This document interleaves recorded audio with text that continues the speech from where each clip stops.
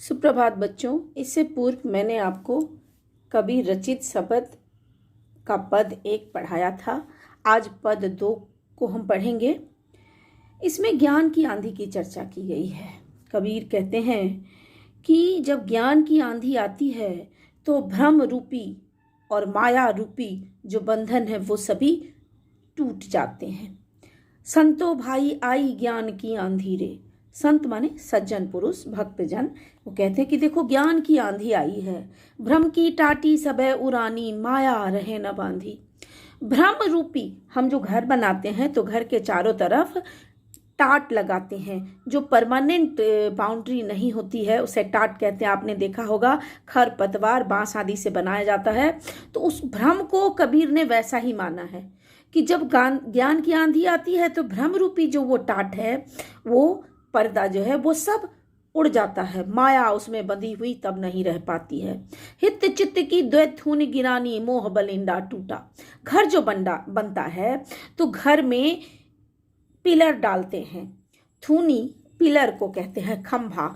तो वो हित और चित्त, हित यानी अपना स्वार्थ और चित्त माने इच्छा।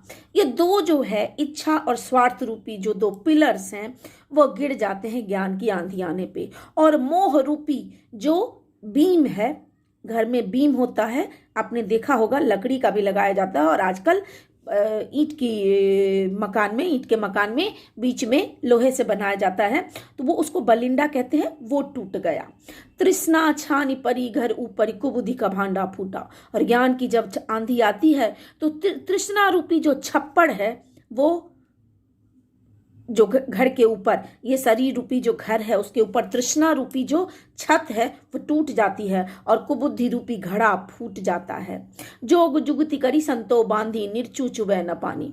और संत सज्जन लोग, ये आप जानिए कि बड़े योग से, बड़ी युक्ति से, बहुत तरीके से, बहुत प्रयास से जो ये सब माया, भ्रम, मोह रूपी हित चित्त स्वार्थ और इच्छा रूपी जो घर बनाया है, वो सब क्यों बनाया गया था? उसमें कहीं से भी अहित ना हो, निर्चू चुबे न पानी, कि पानी ना गिरे, वो नहीं हो। लेकिन जब ज्ञान की आंधी आई तो सब कुछ, जैसे कूड़ कपट काया का निकस्या, हरि की गति जब जानी।